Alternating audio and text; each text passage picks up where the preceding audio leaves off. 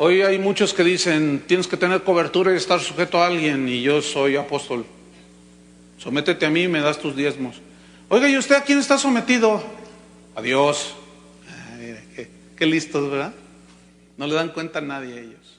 En los postreros días vendrán tiempos peligrosos, porque habrá hombres amadores de sí mismos, avaros, vanagloriosos, soberbios, blasfemos, desobedientes a los padres, ingratos, impíos, sin afecto natural, implacables, calumniadores, intemperantes, crueles, aborrecedores de lo bueno, traidores, impetuosos, infatuados, amadores de los deleites más que de Dios, que tendrán apariencia de piedad, pero negarán la eficacia de ella.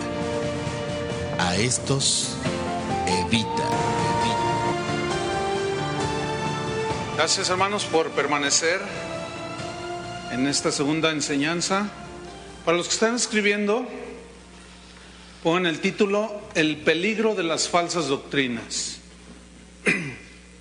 El peligro de las falsas doctrinas.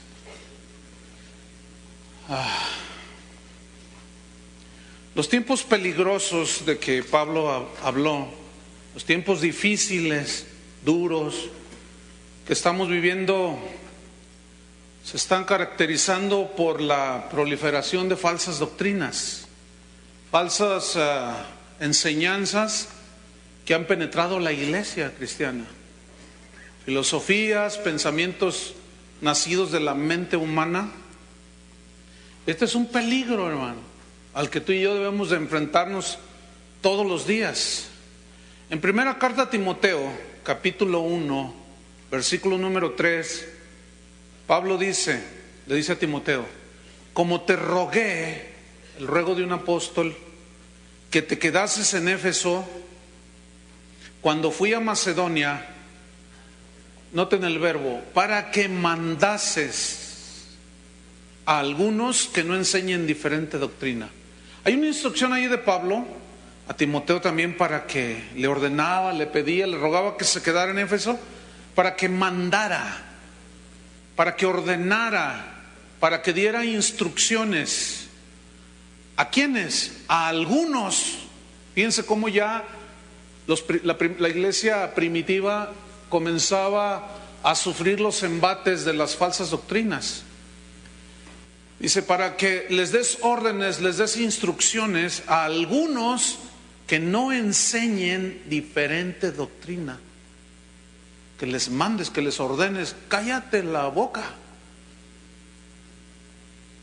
Que no enseñen diferente doctrina. Es decir, enseñanzas contrarias a lo que Jesús enseñó. Porque la instrucción de Jesús fue: vayan y hagan discípulos, enseñándoles todas las cosas que yo les he enseñado.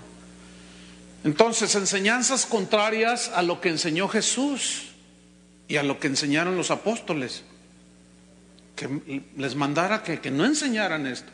1 Timoteo 6, versículo 3 y 4 dice: si alguno enseña otra cosa, alguno, no me interesa quién sea, alguno, cualquiera, enseña otra cosa y no se conforma a las sanas palabras de nuestro Señor Jesucristo y a la doctrina que es conforme a la piedad, es decir, la doctrina que te lleva hacia Dios, que te enseña a amar a Dios, a centrarte en Dios. Si alguno no se conforma a estas palabras y a esta doctrina que es conforme a la piedad, está envanecido, dice. ¿Cuál era una de las señales de los hombres de los últimos tiempos que Pablo le dijo a Timoteo? Vanagloriosos, o sea, orgullosos. Está envanecido, dice, y nada sabe, y delira en su mente. Y aquí la palabra delira, noseo en el griego, significa estar enfermo de la mente, o en otras palabras, son pensamientos enfermizos, ideas y pensamientos enfermos, torcidos. Nada saben, se han vuelto locos. Segunda Timoteo, capítulo 2, versículo 15. Aquí está un ejemplo de dos, Himeneo y Fileto. Según Timoteo 2:15, dice así: procura con diligencia, le dice Pablo a Timoteo, presentarte a Dios aprobado, como obrero que no tiene de qué avergonzarse. Fíjense la medida a la que Pablo pone a Timoteo, que usa bien la palabra de verdad. Y el verbo usar bien la palabra de verdad significa trazar bien rectamente una línea recta. Eso significa trazar una línea recta, lo que metafóricamente significa trazar en su verdadero sentido y contexto las escrituras, que digan lo que dicen, no lo que quieres que diga. Algunos usan la escritura y dicen lo que ellos quieren que la Biblia diga, y no es así. La Biblia tiene su significado. ¿Cuántos dicen así es? Entonces dice que usa bien la palabra de verdad, versículo 16, mas evita profanas y vanas palabrerías, porque conducirán más y más a la impiedad. Esas profanas y vanas palabrerías se refiere a falsas doctrinas. Ya lo verán más abajo. Conducirán más y más ¿a qué? A la impiedad. ¿Qué es la piedad? Ir en pos de Dios. ¿Qué es la impiedad? Alejarte de Dios. O sea, doctrinas que parecen cristianas pero alejan a la gente de Dios. Fíjate qué cosa.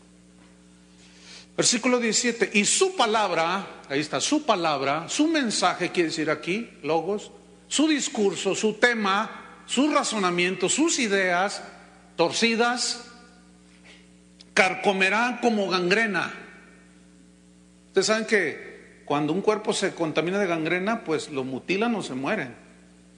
Pero esta se va desarrollando poco a poco, ¿sí? Hasta que pudre la herida y las consecuencias son graves. Dice que esa palabra, ese mensaje, esas ideas, esas filosofías, esos pensamientos carcomerán como ¿qué? Como gangrena, de los cuales son Himeneo y Fileto. Mira qué falto de amor de Pablo de decir nombres. Hay cristianos que argumentan, pero con una seguridad pasmosa, de que la Biblia prohíbe dar nombres. Está llena de denuncias. En algunos son no dan nombres, pero en muchas ocasiones dan nombres. ¿Quién fue el adúltero que pecó con Betsabé? ¿Y cómo lo sabes? ¿Y por qué no dijo un hombre allí que era un rey? No, se dice el pecado pero no el pecador. Y decimos un montón de cosas que no tienen sustento bíblico. Cuando una cosa es grave en cuestión de doctrina esencial, como aquí en este caso de Himeneo y Fileto, y que están torciendo a la gente, se pueden decir nombres. Es más, no solo se pueden, se deben de decir nombres. Y aquí Pablo no los dice sin tener temor a lo que hoy muchos cristianos temen. No, pues es que no digas porque pues no, que falto de amor y que no sé. Bueno, entonces así juzgan, Pablo era un falto de amor, ¿estamos de acuerdo? Entonces Pablo el falto de amor, porque mencionó a estos dos. ¿Qué hicieron estos dos, Himeneo y Fileto? Que se desviaron de la verdad. ¿Qué les pasó? Se desviaron de la sana doctrina. Ahora, ¿cómo fue que se desviaron? Diciendo. Ahora, ¿qué estoy yo en este momento haciendo? Diciendo. ¿Qué? Pensamientos, ¿no? Argumentos. Entonces, ¿qué hacía estos dos? ¿Qué hacían? Himeneo y Fileto. Decían, ¿qué? Ideas, pensamientos, filosofías. ¿Y qué es lo que decían en este caso? Que la resurrección ya se efectuó. Y trastornan, dice, ¿qué? La fe de algunos. Ellos habían pervertido Colosenses 2:12, que dice que con Cristo fuimos juntamente sepultados por el bautismo, pero también resucitados, ¿sí dice, no? Resucitados con Cristo en el bautismo. Entonces ellos interpretaron mal y dijeron, la resurrección, no, ya se hizo, ahí dice. Entonces Pablo tuvo que decirle a Timoteo, quédate allí, quédate en Éfeso, para que mandes a algunos que se han desviado, Timoteo. Fíjate, Timoteo, están diciendo que la resurrección ya se efectuó. ¿De dónde sacaron eso, Timoteo? Pues quiero que te quedes allí para que les digas, les tapes la boca y los corrijas. Falsas doctrinas.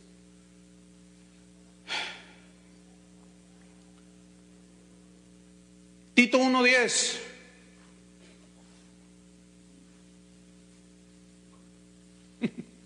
Tito 1:10.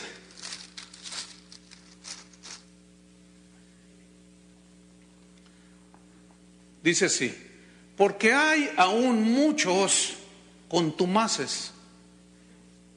Contumaces significa no sometidos. ¿Conoces gente así? Hoy hay muchos que dicen, tienes que tener cobertura y estar sujeto a alguien, y yo soy apóstol. Sométete a mí y me das tus diezmos. Oiga, ¿y usted a quién está sometido? A Dios. Ay, qué listos, ¿verdad? No le dan cuenta a nadie a ellos. Hay algunos contumaces, dice, no sometidos significa habladores de vanidades. Esta frase viene del griego mataiólogos, que significa hablar sin sentido. ¿Cómo son estos no sometidos? Hablan sin sentido. Aquí hay un apóstol que dice que por fe, y con fe y oración que Dios le reveló a él, dice, él puede sacar del infierno a los que murieron sin Cristo. Porque él dice que al que cree todo le es posible. Así dice la Biblia, ¿no? Que al que cree todo le es posible. Y él cree que todo se refiere a todo. Incluye sacar del infierno a los que murieron sin Cristo. ¿Ustedes creen eso? Ese es un contumaz, hablador. Porque eso no enseña la Biblia.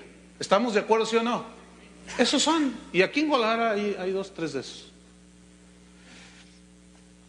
Dice, contumaces, habladores de vanidades y engañadores, dice.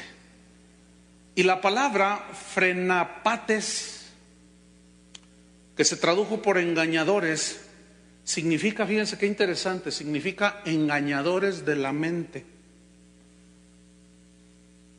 Significa impostores.